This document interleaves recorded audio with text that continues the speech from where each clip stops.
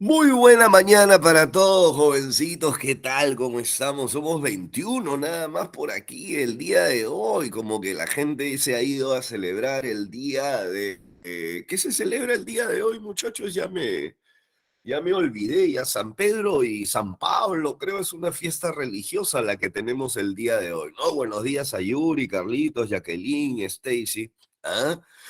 San Pedro, ¿no? El día del Papa, también conocido como el día del Papa, si mi conocimiento eclesiástico eh, llega tanto, ¿no? Llega tanto. Muy bien, pues chicos, entonces un día de miércoles, ¿cierto? Un día de miércoles, ¿no? Ya que deberíamos estar en feriado, pero aquí pues como que los feriados no trascienden mucho, no trascienden mucho. ¿Eh? Entonces, pero esperemos pues pasarla de manera agradable, ¿no? La gran mayoría, me imagino, pues, ¿no? Que habrá salido de viaje, ¿no? La familia de Brandon, por ejemplo, se ha ido de viaje, se ha ido de paseo, lo han dejado a Brandon cuidando la casa, ¿no? Y de paso aprovecha, pues, ¿no? Para hacer eh, para hacer su clase, ¿no? Para hacer su clase y no perder su clase, ¿cierto? Muy bien. A ver, quiero ver esas caras, ¿no? No significa que me abras la cámara, ¿no? No significa que me abras la cámara. Que si abres tu cámara, genial, o sea, no hay ninguna falta si abres la cámara, imagínate. Tu profe ya con 50 años de edad dijo, lo ha visto todo, ¿no? Lo he visto todo. Entonces, miedo no voy a tener, ¿no? Ya he tenido bastante terror durante los años 80, 90, ¿no? Como para que tu cara infunda terror. Entonces, si quieres abrir tu cámara, normalazo, ¿no? La pregunta del millón, muchachos, yo soy medio volado para esto porque yo, no hago diferencias, ¿no? Entre ningún ciclo, ¿no? Porque yo dicto los dos ciclos, el ordinario y el no ordinario, ¿no? Entonces, como no hago diferencia, de verdad que yo no sé en qué aula estoy dictando, ¿no? Y la pregunta sería, ustedes son del ciclo ordinario, ¿cierto? Son los que han dado el examen el día domingo, ¿cierto, muchachos? ¿Sí? Listo, muy bien, quiero ver esas caras, quiero ver esas caras. Ah, ¿qué tal, señores? ¿Cómo les fue el día domingo? Chismén, un ratito porque de ahí tengo que, ¿qué cosa, Sebas? ¿Cómo dice que usted fue, profe? No entiendo. A ver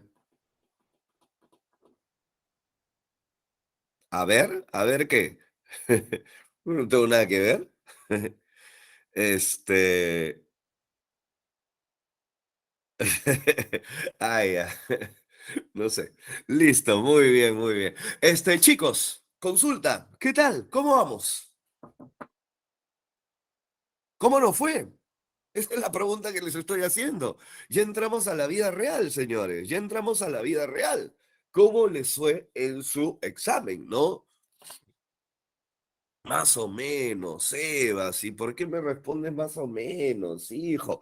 Pero en Lite, si nos vamos a las preguntas de literatura, ¿qué me podrían decir ustedes, muchachos? ¿Ah?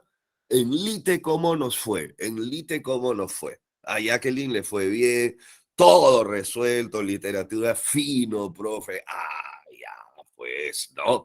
Es literatura súper genial, pues, ¿no? Entonces ahí vamos caminando, ¿no? Ahí vamos caminando. Yo no me responsabilizo por álgebra, ni por química, ni por biología, pues chicos, ¿entienden? ¿No? Entonces, ¿qué es lo que tenemos que ver? Porque el examen se nos viene el otro domingo, ¿no? ¿Qué otro domingo? Este domingo, ¿no, chicos?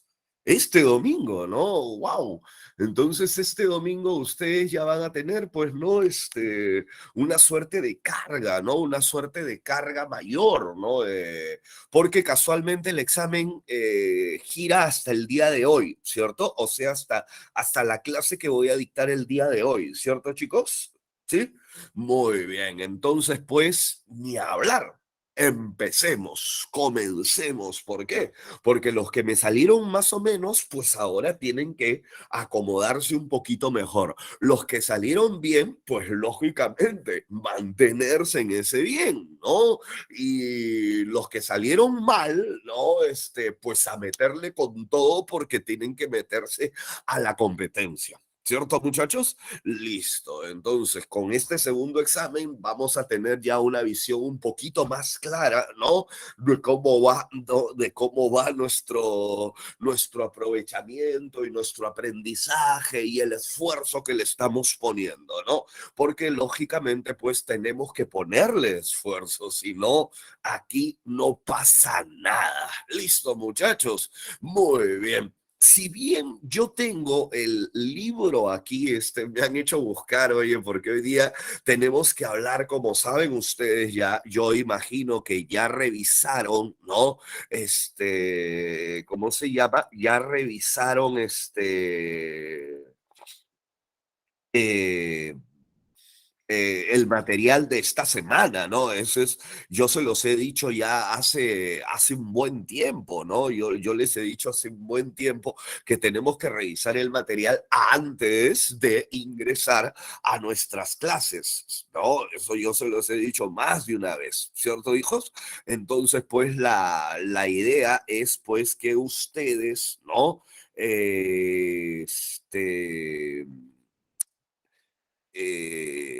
Estén pues preparados de esta forma, ¿no? Yo entro a explicar la clase y lógicamente pues no, ustedes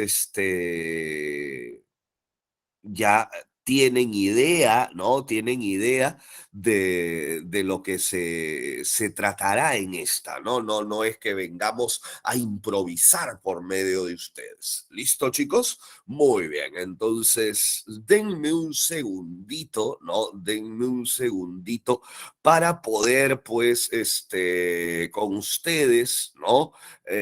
Compartir, ¿no? Compartir porque hoy día vamos a empezar con una lectura, ¿les parece? ¿Sí? Hoy día vamos a empezar con una lectura y con una lectura, a ver, ¿quién me dice de quién?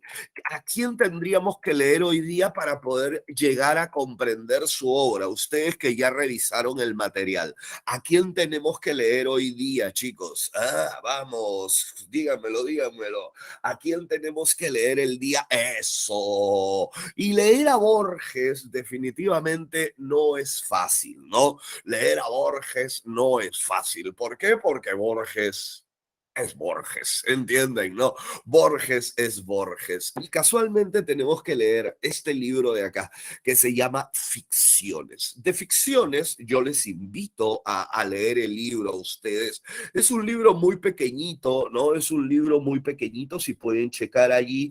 Yo creo que si hoy día feriado, después de tus clases, te pones a leer el libro hasta la noche, lo terminas. Alucina. ¿Ya? Entonces, voy a compartir con ustedes uno de los cuentos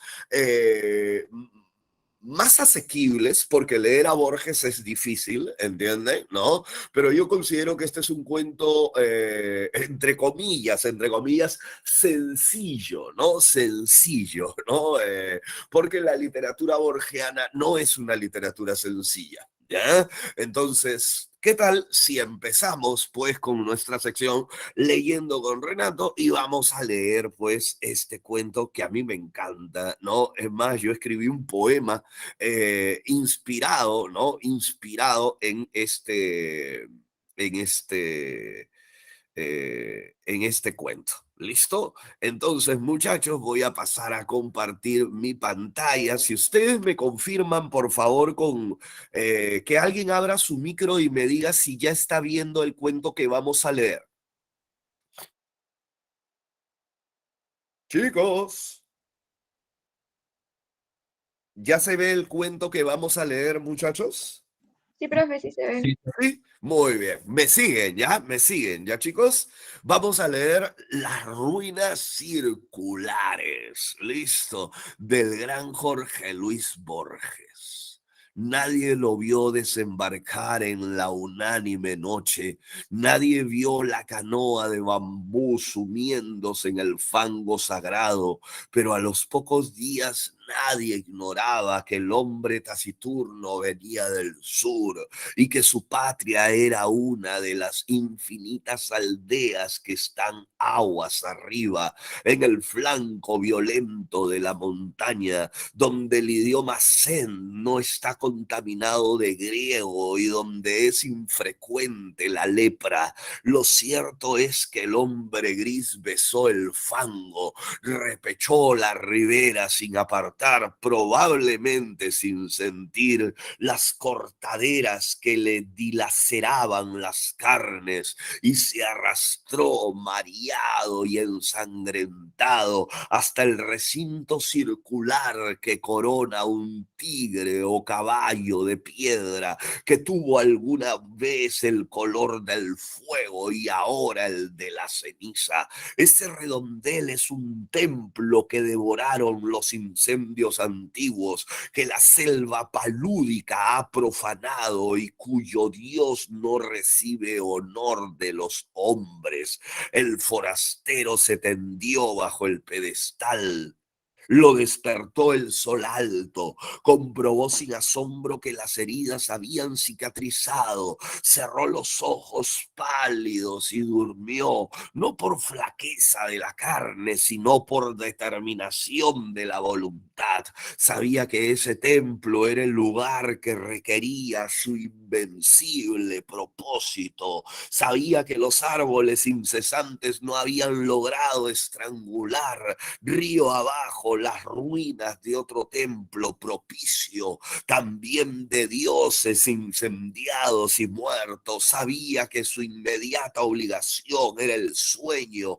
Hacia la medianoche lo despertó el grito inconsolable de un pájaro, rastros de pies descalzos, unos higos y un cántaro le advirtieron que los hombres de la región habían espiado con respeto su sueño, y solicitaban su amparo o temían su magia. Sintió el frío del miedo y buscó en la muralla dilapidada un nicho sepulcral y se tapó con hojas desconocidas. El propósito que lo guiaba no era imposible, aunque sí sobrenatural. Quería soñar un hombre, quería soñarlo con integridad minuciosa e imponerlo a la realidad. Ese proyecto mágico había agotado el espacio entero de su alma. Si alguien le hubiera preguntado su propio nombre o cualquier rasgo de su vida anterior, no habría acertado a responder. Le convenía el templo inhabitado y despedazado porque era un mínimo de mundo visible. La cercanía de los leñadores también, porque estos se encargaban de subvenir a sus necesidades frugales. El arroz y las frutas de su tributo eran pábulo suficiente para su cuerpo, consagrado a la única tarea de dormir y soñar. Al principio los sueños eran caóticos, poco después fueron de naturaleza dialéctica. El forastero se soñaba en el centro de un anfiteatro circular que era de algún modo el templo incendiado. Nubes de alumnos taciturnos fatigaban las gradas, las caras de los últimos pendían a muchos siglos de distancia y a una altura estelar, pero eran del todo precisas. El hombre les dictaba lecciones de anatomía, de cosmografía, de magia. Los rostros escuchaban con ansiedad y procuraban responder con entendimiento, como si adivinaran la importancia de aquel examen que redimiría a uno de ellos de su condición de vana apariencia y lo interpolaría en el mundo real. El hombre en el sueño y en la vigilia consideraban las respuestas de sus fantasmas, no se dejaba embaucar por los impostores, adivinaba en ciertas perplejidades una inteligencia creciente, buscaba un alma que mereciera participar en el universo. A las 9 o 10 noches comprendió con alguna amargura que nada podía esperar de aquellos alumnos que asentaban con pasividad su doctrina, y sí de aquellos que arriesgaban a veces una contradicción razonable. Los primeros, aunque dignos de amor y de buen afecto, no podían ascender a individuos. Los últimos preexistían un poco más. Una tarde, ahora también las tardes eran tributarias del sueño. Ahora no velaba sino un par de horas en el amanecer. Licenció para siempre el vasto colegio ilusorio y se quedó con un solo alumno. Era un muchacho taciturno, cetrino, díscolo a veces, de rasgos afilados que repetían los de su soñador. No lo desconcertó por mucho tiempo la brusca eliminación de los condiscípulos. Su progreso al cabo de unas pocas lecciones particulares pudo maravillar al maestro. Sin embargo, la catástrofe sobrevino. El hombre un día emergió del sueño como de un desierto viscoso, miró la vana luz de la tarde que al pronto confundió con la aurora y comprendió que no había soñado. Toda esa noche y todo el día la intolerable lucidez del insomnio se abatió contra él. Quiso explorar la selva, extenuarse, apenas alcanzó entre la cicuta unas rachas de sueño débil, veteadas fugazmente de visiones de tipo rudimental, inservible. Quiso congregar el colegio y apenas hubo articulado unas breves palabras de exhortación, este se deformó, se borró en la casi perpetua vigilia. Lágrimas de ira le quemaban los viejos ojos. Comprendió que el empeño de modelar la materia incoherente y vertiginosa de que se componen los sueños es el más arduo que puede acometer un varón, aunque penetre todos los enigmas del orden superior y del inferior. Mucho más arduo que tejer una cuerda de arena o que amonedar el viento sin cara. Comprendió que un fracaso inicial era inevitable. Juró olvidar la enorme alucinación que lo había desviado al principio y buscó otro método de trabajo.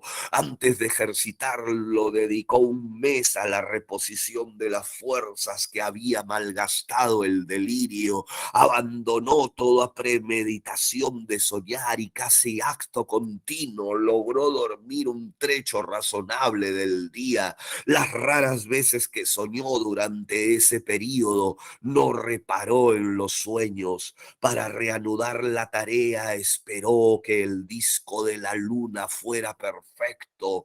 Luego en la tarde se purificó en las aguas del río, adoró los dioses planetarios, pronunció las sílabas lícitas de un nombre poderoso y durmió. Casi inmediatamente soñó con un corazón que latía. Lo soñó activo, caluroso, secreto, del grandor de un puño cerrado, color granate en la penumbra de un cuerpo humano, aún sin cara ni sexo. Con minucioso amor lo soñó durante 14 lúcidas noches. Cada noche lo percibía con mayor evidencia, no lo tocaba, se limitaba a testiguarlo, a observarlo, tal vez a corregirlo con la mirada, lo percibía, lo vivía desde muchas distancias y muchos ángulos. La noche catorcena rozó la arteria pulmonar con el índice y luego todo el corazón,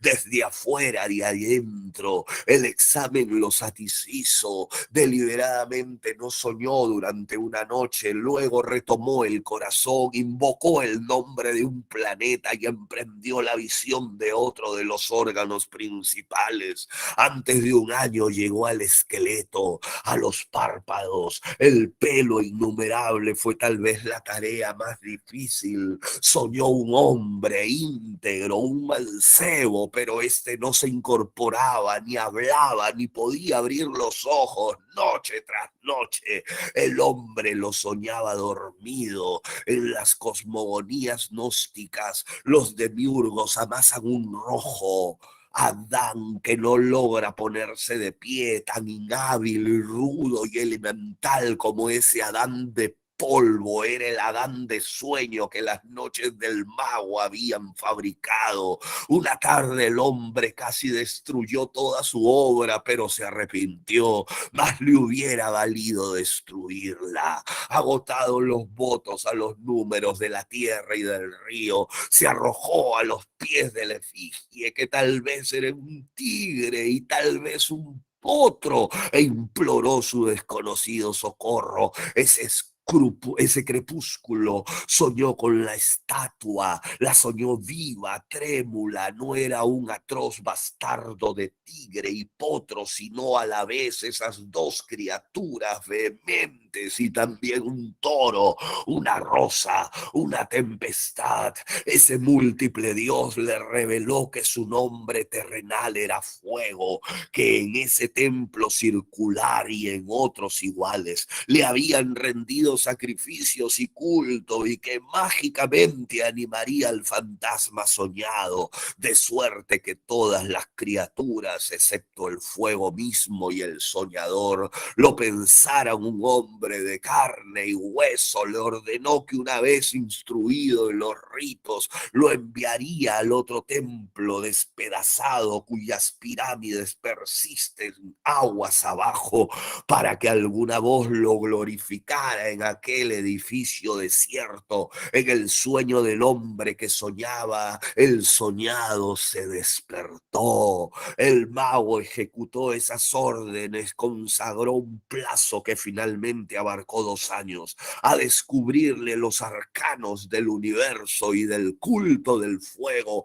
Íntimamente le dolía apartarse de él. Con el pretexto de la necesidad pedagógica, dilataba cada día las horas dedicadas al sueño. También rehizo el hombro derecho, acaso deficiente. A veces lo inquietaba una impresión de que ya todo eso había acontecido. En general sus días eran felices. Al cerrar los ojos pensaba: ahora estaré con mi hijo, o más raramente: el hijo que he engendrado me espera y no existirá si no voy. Gradualmente lo fue acostumbrando a la realidad. Una vez le ordenó que embanderara una cumbre lejana. Al otro día flameaba la bandera en la cumbre. Ensayó otros experimentos análogos, cada vez más audaces. Comprendió con cierta amargura que su hijo estaba listo para nacer,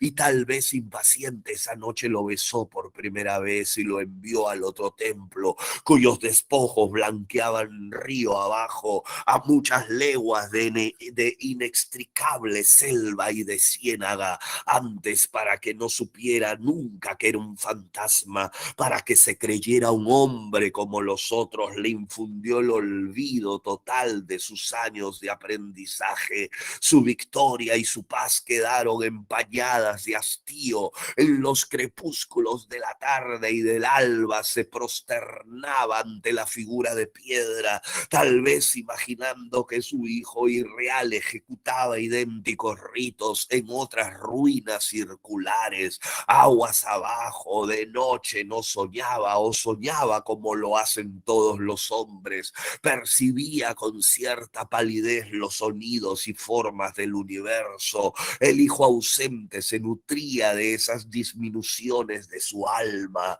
El propósito de su vida estaba colmado. El hombre persistió en una suerte de éxtasis. Al cabo de un tiempo que ciertos narradores de su historia prefieren computar en años y otros en lustros, lo despertaron 2 remeros a medianoche. No pudo ver sus caras, pero le hablaron de un hombre mágico en un templo del norte, capaz de hollar el fuego y de no quemarse. El mago recordó bruscamente las palabras del dios, recordó que de todas las criaturas que componen el orbe, el fuego era la única que sabía que su hijo era un fantasma. Ese recuerdo apaciguador al principio acabó por atormentarlo. Temió que su hijo meditara en ese privilegio anormal y descubriera de algún modo su condición de mero simulacro, no ser un hombre, ser la proyección del sueño de otro hombre. ¡Qué humillación incomparable! ¡Qué vértigo! A todo padre le interesan los hijos que ha procreado, que ha permitido. En una mera confusión o felicidad, es natural que el mago temiera por el porvenir de aquel hijo, pensado entraña por entraña y rasgo por rasgo en mil y una noches secretas. El término de sus cavilaciones fue brusco, pero lo prometieron algunos signos. Primero, al cabo de una larga sequía, una remota nube en un cerro, liviana como un pájaro. Luego, hacia el sur, el cielo que tenía el color rosado de la encía de los leopardos. Luego, las humaredas que rumbraron el metal de las noches. Después, la fuga pánica de las bestias, porque se repitió lo acontecido hace muchos siglos. Las ruinas del santuario del dios del fuego fueron destruidas por el fuego. En un alba sin pájaros, el mago vio cernirse contra los muros el incendio concéntrico. Por un instante pensó refugiarse en las aguas, pero luego comprendió que la muerte venía a coronar su vejez y absolverlo de sus trabajos. Caminó contra los jirones de fuego. Estos no mordieron su carne, estos lo acariciaron y lo inundaron sin calor y sin combustión, con alivio, con humillación, con terror. Comprendió que él también era una apariencia, que otro estaba soñándolo.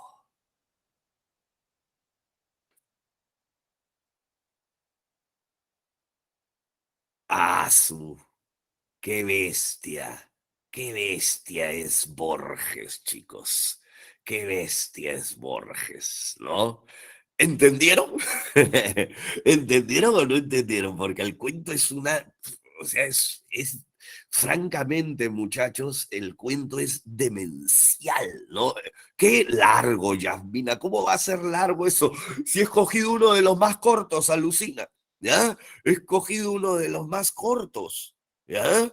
Y Borges es, pues, ¿no? Es de otro planeta, pues, ¿no? Borges es de otro planeta, ¿no? Por eso hay un dicho que reza así, ¿no? Borges es un escritor para escritores. Así suele decir el dicho, ¿no? Borges es un escritor para escritores. Muy bien, pues señores, empecemos entonces con la nueva narrativa hispanoamericana. Seguimos con la literatura hispanoamericana y ya sabemos nosotros que decir que es nueva es bien cachoso, ¿cierto? Es bien cachoso, ¿no? Porque de nueva no tiene nada, ¿cierto? De nueva no tiene nada. Oh, gracias, Luquita, se agradece el cumplido. Entonces, señores, hoy día nosotros vamos a ver la nueva narrativa hispanoamericana, las características de estas, y vamos a hablar un poquito de Borges, aunque en este momento nosotros ya no tenemos que hablar de Borges. ¿Por qué ya no tenemos que hablar de Borges? Porque lo acabas de leer, ¿entiendes? Porque lo acabas de leer. Y leyéndolo, cuando pasemos por sus características, ahí te vas a dar cuenta por qué es mejor leer a los escritores para poder conocerlos. ¿Entienden? ¿No? Muchas veces uno se acerca a las características, ¿no? Y se las aprende de memoria y nunca lee al autor. ¿Entienden? ¿No? Nosotros vamos a hacer al revés. Acabo de leer a Borges, acabamos de leer, perdón, a Borges, ¿cierto? Y ahora que veamos veamos las características. Ustedes van a decir, ya entendí por qué dicen estas características. ¿Ya? Entonces, señores, la nueva narrativa hispanoamericana, ¿cierto? Ya va a tener mucho de vanguardia, ¿no? Mucho de vanguardia. Fíjense más o menos cuando empieza a surgir, ¿no? Año 20, año 30, y qué era lo que pasaba en Europa por los años 20, por los años 30, muchachos, a ver quién me lo dice, qué era lo que pasaba por los años 20, por los años 30 en Europa, mis chicos, ¿ah? A ver, ¿quién lo dice? ¿Quién lo dice? Vamos, chicos, ¿qué es lo que aparece hacia los años 20, hacia los años 30? Los ismos de vanguardia, pues chicos. ¿Y qué cosa era la vanguardia? ¿Te acuerdas que yo te dije en dos palabras te resumo vanguardia? ¿Qué significa vanguardia, hijos? ¿Qué significa vanguardia? En dos palabras, yo les dije, vanguardia es, ¿qué les dije? A ver, vamos a revisar las anotaciones. Muy bien, Vanessa, la innovación total. Eso es vanguardia, punto, muchachos, la innovación total.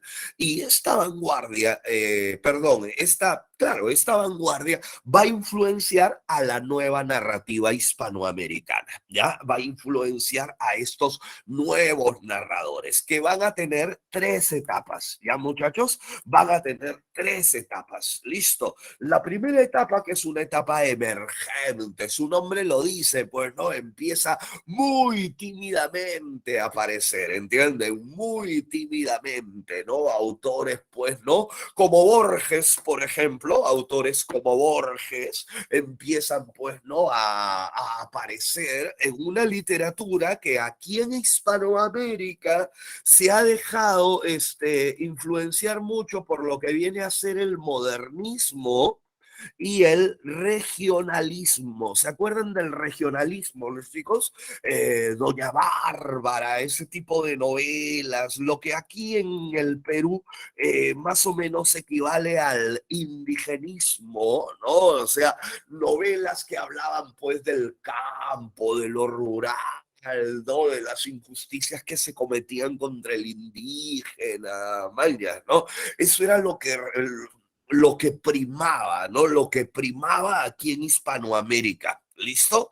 Pero, ¿qué es lo que sucede? A partir de los años 20, de los años 30, empiezan, pues, ¿no? Los nuevos escritores influenciados por la vanguardia, ¿entiendes? A darle batalla a ese regionalismo. Y luego, ya en la etapa de consolidación, años 40, 50, su nombre lo dice, ¿no? La literatura se va a consolidar, ¿entiendes? No se consolida. Ya eso del indigenismo, del regionalismo, ya fuera de acá con tu cuy, con tu campo, tu vaquita, tu chivito, fuera de acá, ¿entiendes? ¿No?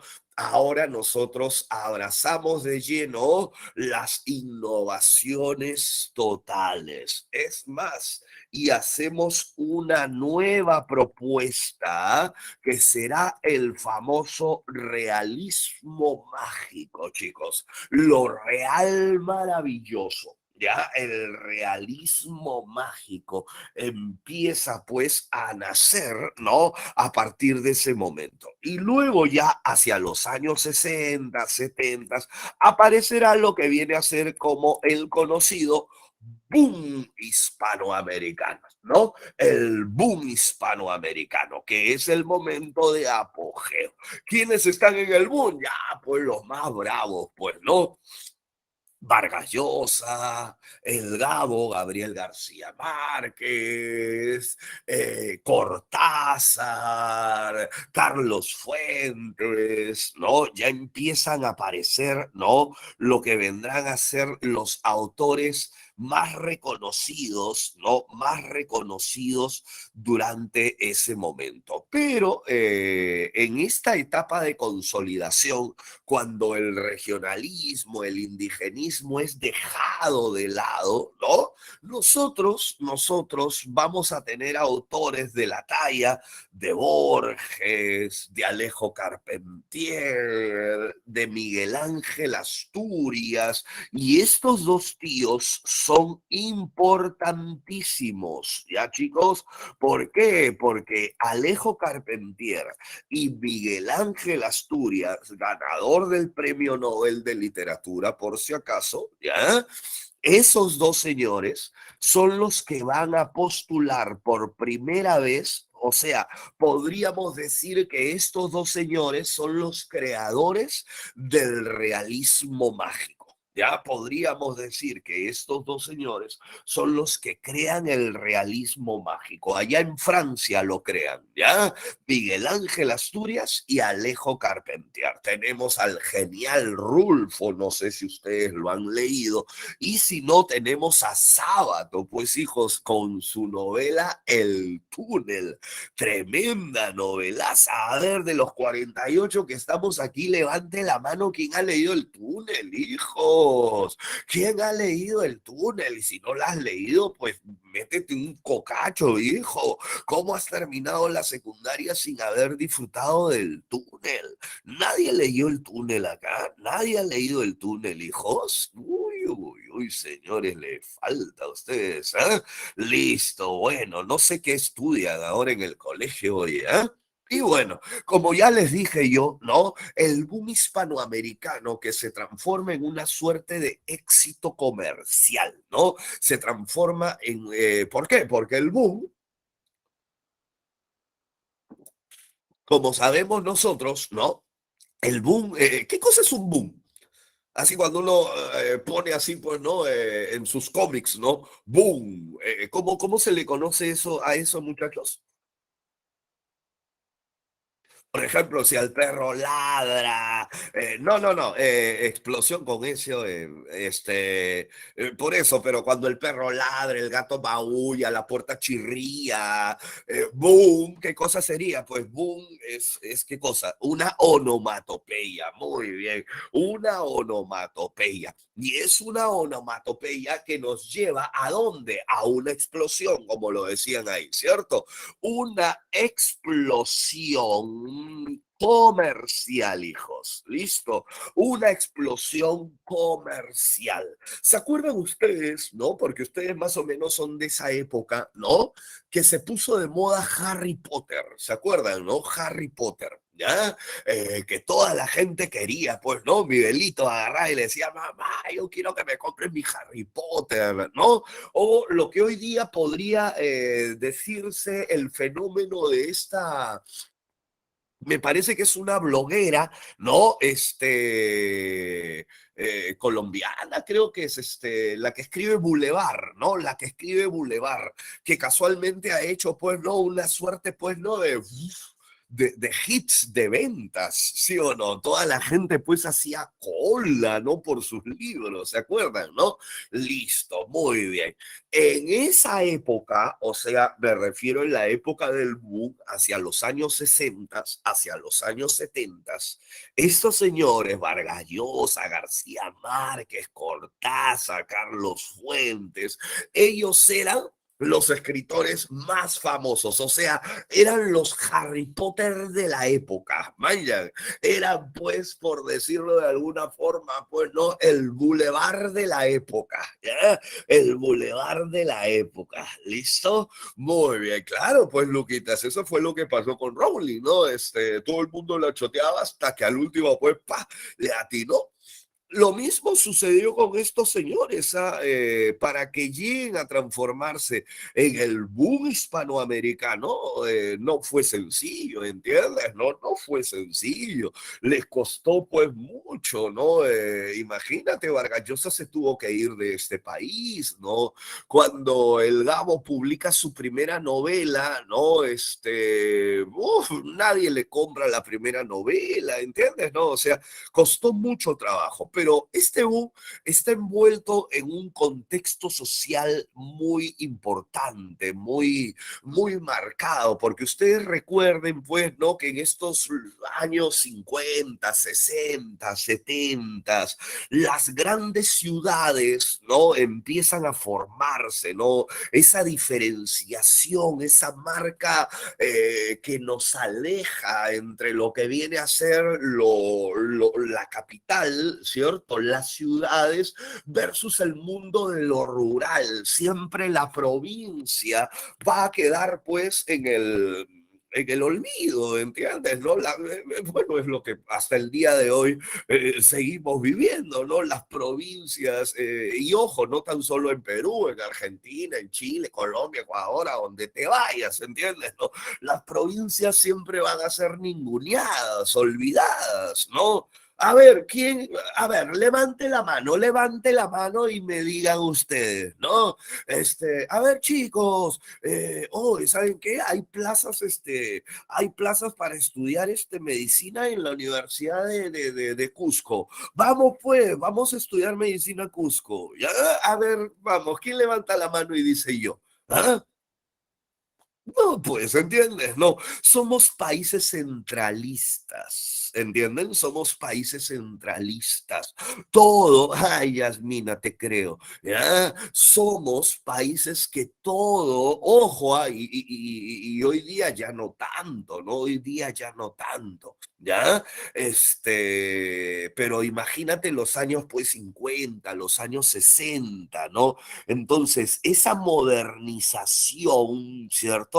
Que es pues el capitalismo, se va a ver pues en un choque con las revoluciones, ¿no? Acuérdate que en los años 50, en los años 60, ¿no? La figura del Che Guevara, de la revolución cubana, ¿no? Aquí en Chile, Allende, en Argentina, toda su izquierda que termina siendo reprimida, pues, no por Videla, ¿no? Aquí en Perú, el movimiento de izquierda revolucionaria, que te lo habrían dicho en tus clases de historia, ¿entienden, no? Entonces, todas estas ondas hacen, pues, ¿no? De que Hispanoamérica, los países hispanoamericanos, se enfrenten a una nueva realidad, mucho más cuando entramos ya a los setentas, ¿no? Y en los setentas, los gobiernos militares, Pinochet, ¿entiendes? ¿No?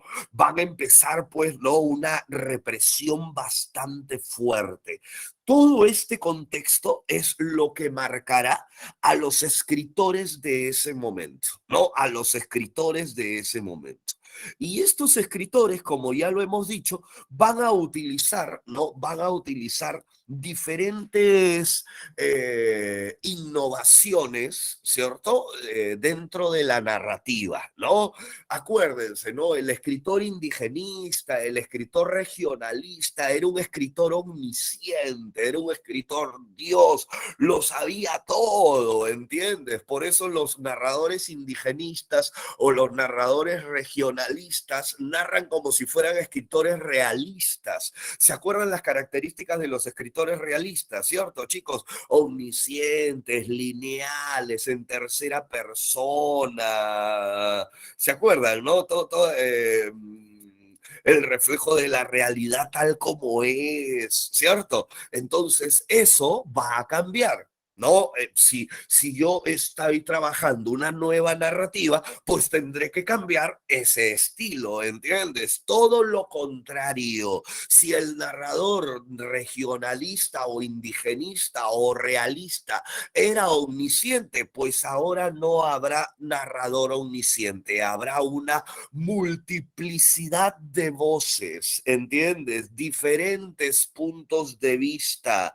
No solamente voy a narrar en primera persona, sino que voy a jugar con la primera, con la segunda, con la tercera, luego vuelvo a primera, ¿entiendes? No hago un juego de personas, pero también se experimenta con el famoso monólogo interior, pues muchachos, ¿se acuerdan? La técnica que fue trabajada por ya me olvidé, ¿y a quién trabajó la técnica del monólogo interior, chicos? Me acuerdo que era un escritor irlandés, eso sí me acuerdo, pero no me acuerdo su nombre. ¿Me lo soplan, chicos? ¿Me lo soplan o no pueden soplármelo? ¿Ah? James Joyce, pues muchachos, James Joyce en su novela Ulises, ¿ya? Claro, Adrianita, en la novela Ulises, ¿ya? ¿Qué cosa es el monólogo interior cuando nosotros hablamos con nosotros mismos?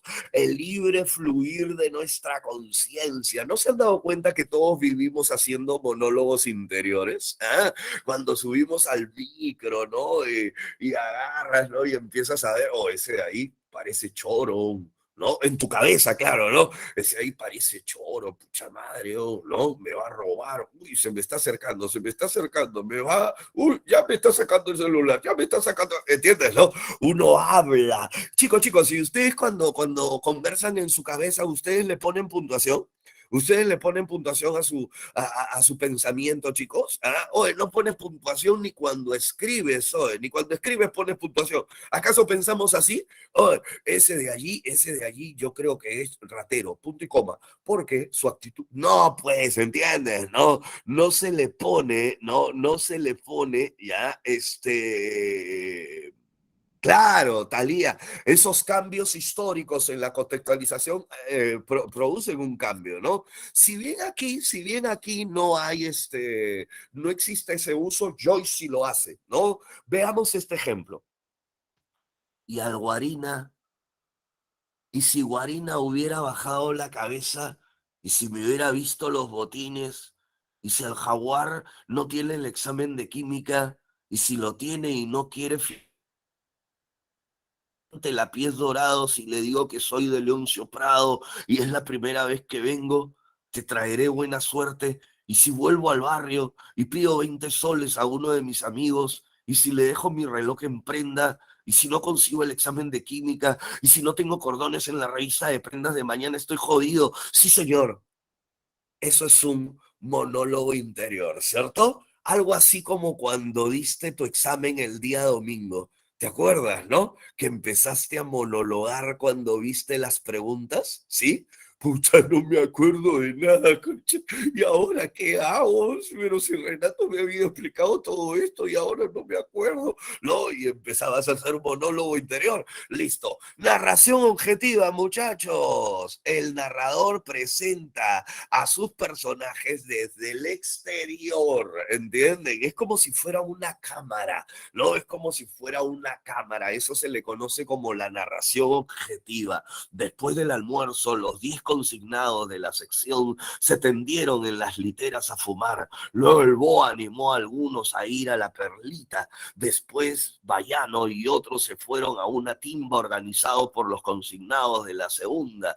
Alberto y el esclavo se pusieron de pie, cerraron sus ruperos y salieron. El patio del año, la pista del desfile y el descampado estaban desiertos. ¿Se dan cuenta? Es como si fuera una cámara que se está paseando. A eso se le conoce como la narración objetiva, muchachos. Pero también tenemos la ruptura del tiempo y del orden lógico y cronológico, ¿te acuerdas? ¿No? Ya no tenemos nosotros la narración típica del narrador regionalista, indigenista o realista, en el cual el protagonista, ¿te acuerdas? Tenía 15, 20, 30, 40, se murió. Ahora no, el protagonista tiene 15, de ahí tiene 40, de ahí tiene 8 años, de ahí tiene 20, de ahí se muere, vuelve a vivir, ¿entiendes? No, salta en el tiempo las conocidas atemporalidades o flashbacks, flashbacks en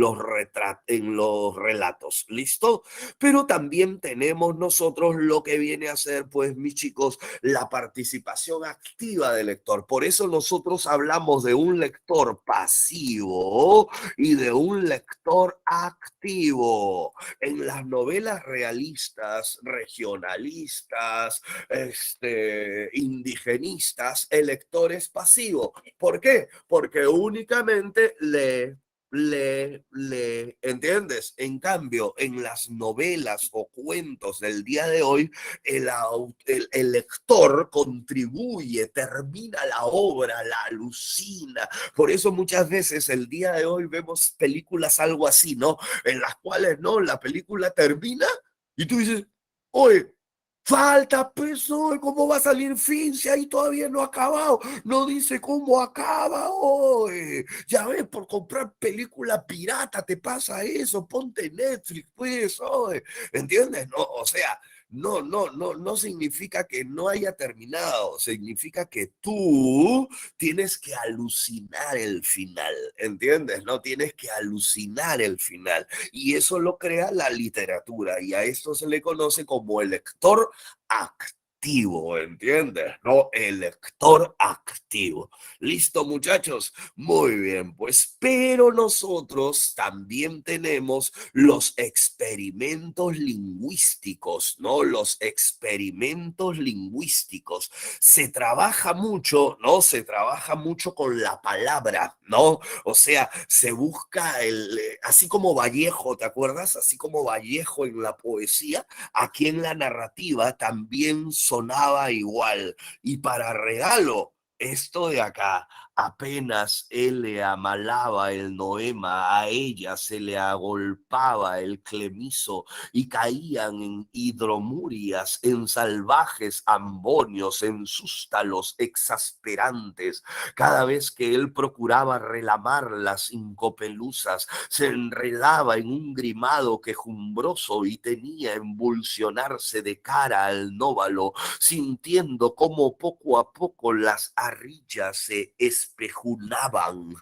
Listo, ese es el juego del lenguaje, ¿entiendes? La experimentación lingüística. Y es por eso, pues chicos, que aquí tenemos nosotros que también se va a irrumpir con lo que viene a ser lo lúdico, lo mítico, lo alucinado, lo mágico, ¿entiendes? O sea, acuérdense ustedes que estamos influenciados por lo surreal, ¿cierto? Lo surreal. Y dentro de esta surrealidad tenemos nosotros, por ejemplo, esta transculturización, ¿cierto? ¿Por qué? Porque unimos nuestra cultura hispanoamericana a la cultura o a la influencia de la cultura, ya sea europea o también los Estados Unidos, que empiezan a influenciar mucho. Por eso también aquí se habla de un cosmopolitismo, como se habló en el modernismo. ¿Se acuerdan? Muchos autores europeos, Kafka, Joyce, o americanos como Fuller, como Hemingway, empiezan a ser leídos en esta parte de América y lógicamente pues empezamos a generar una nueva visión del escribir, ¿no? Ya lo hemos dicho nosotros, aparece el realismo mágico, ¿no? Que trabaja la realidad hispanoamericana y como sabemos la realidad hispanoamericana, ¿no? Es una realidad, pues, no, horrible, pues llena de hambre, dictaduras, muerte, violencia, ¿entiendes?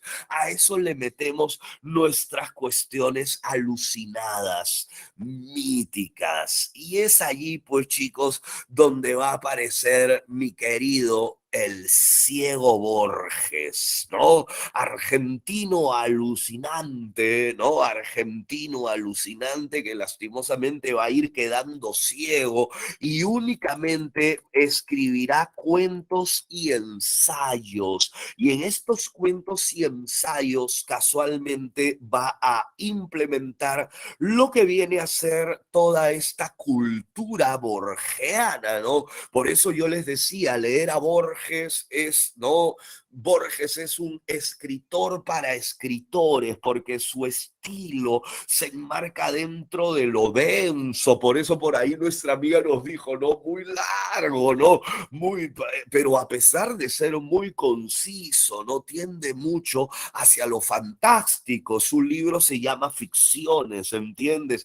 Trabaja mucho la bibliografía, o sea, tenemos que tener un conocimiento previo para llegar a entenderlo. Y sin embargo, trabaja mucho también la onda policíaca. Hay mucho de Edgar Allan Poe, esa suerte de enigma policíaco que tiene que ver mucho con la matemática, ¿no? Con la matemática, con el mundo matemático. Es por eso que en sus cuentos nosotros podemos encontrar esta suerte de realidad y ficción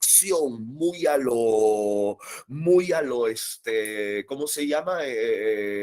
La vida es sueño, ¿no? La onda del azar, el tiempo, el caos, el orden, el cuchillo, el doble, los espejos. Por eso cuando yo iba leyendo el cuento iba afirmando ciertos puntos que ustedes tienen que entender ahora que lean las características de la obra borgiana y principalmente en este libro Ficciones. Ficciones, chicos, es un libro que tiene dos partes, o por lo menos está dividido en dos partecitas: el jardín de senderos que se bifurcan y artificios. Y estos cuentos tienen mucho de erudición. Borges era un erudito, hablaba más de 8 idiomas, más o menos saca tu figura por allí, ¿no? Y tiende pues mucho hacia lo fantástico y detectivesco, ¿no? Y lógico, siempre nos genera esa suerte de duda, ¿no? Cuando a ustedes en el examen les vengan las características, acuérdense del cuento que hemos leído. Y con eso, chicos, van a tener gran parte del camino recorrido. Ahora, si se leen todo el libro, sería mejor. Señores, el domingo tienen una nueva cita. Estoy seguro que les va a ir bien, por lo menos en literatura. Nos vemos hasta el próximo día miércoles, señores. Bye bye.